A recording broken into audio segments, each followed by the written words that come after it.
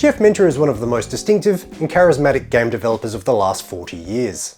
Starting in the early 80s on platforms like the ZX81, Minter quickly became known for his fast-paced and psychedelic-infused games that included the likes of llamas, camels, sheep, and various other beasties, as he put it.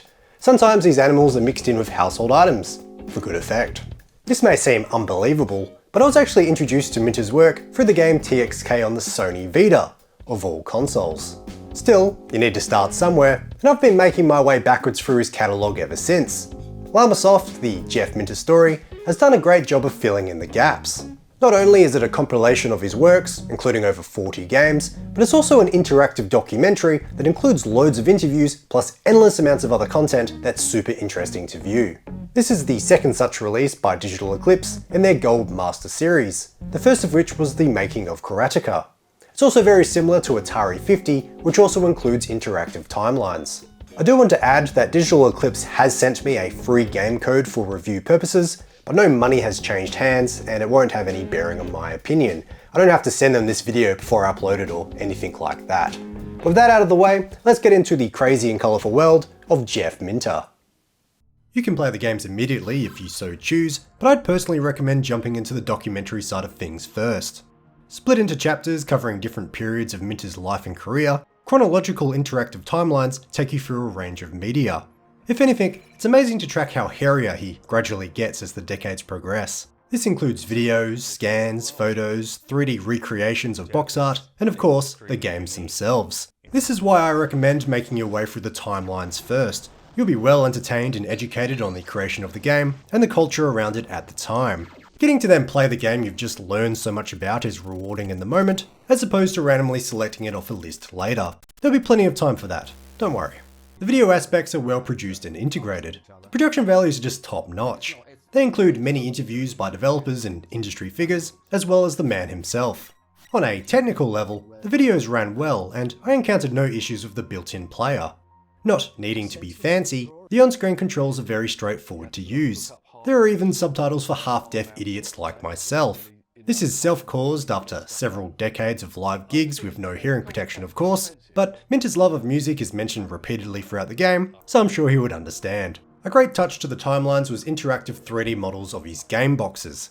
I don't know, there's just something super 90s or early 2000s about this that gels well on an internal level.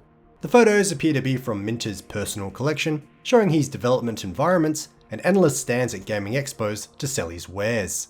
The scans include original development notes which are insightful, if a bit hard to read at times, but my personal favourites were the newsletters he once wrote for his fans. Not only do these cover his upcoming games, but go in depth about his personal life. He writes about a range of topics from life-changing llama-filled trips to Peru to what music he was into at that moment, but also what it was like to be an independent developer as time went on. Even in the 80s, Minter was lamenting how over-commercialised the industry was becoming. It must have been rough for him up until the current indie boom that started about a decade ago, but it's good to see that he never changed at all. He weathered a lot of storms, but kept his morals. Outstanding and inspiring stuff, Jeff. Another overall theme I enjoyed was a focus on how supportive his parents were.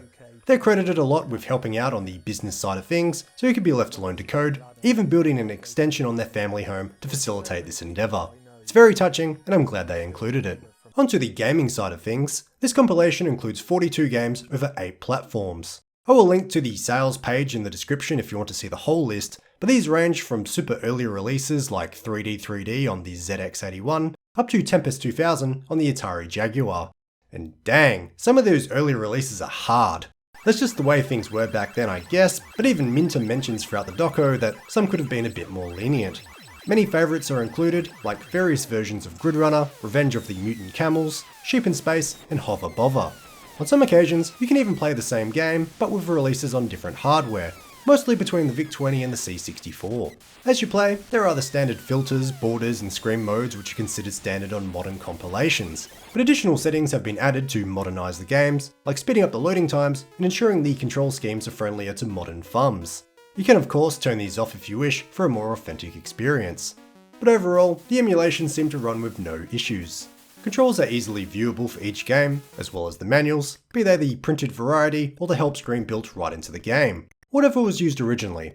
Additionally, there are save states and a rewind feature of up to a minute.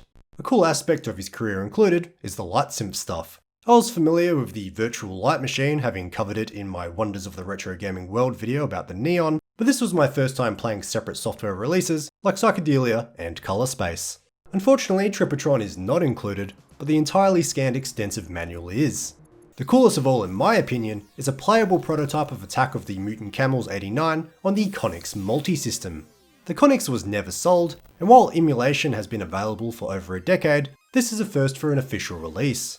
Much like the Neon, I've been wanting to do a Wonders of the Retro Gaming World video on the Konix, and this release will be an important part of the story. As mentioned, the latest playable game included is Tempest 2000 on the Jag. This was released in 1994, so it would have been nice to experience a bit more of his 90s and early 2000s era of gaming. Anything after that is understandable, since it can probably still be purchased individually. I've been told by Digital Eclipse that Defender 2000, also on the Jag, couldn't be included because neither Minter nor Atari, who are the parent company of Digital Eclipse, owns the rights.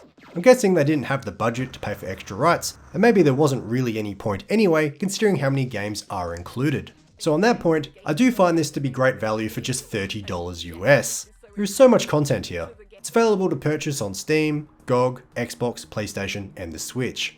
I played it on Steam, where they recommended the use of a controller. It took me about 5 hours to make my way through the doco side of things, and this was with me taking my time to try the games as they were introduced and reading through most of the material.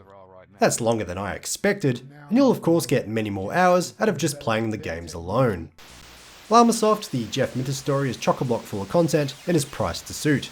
It earns the Retro Game On seal of approval.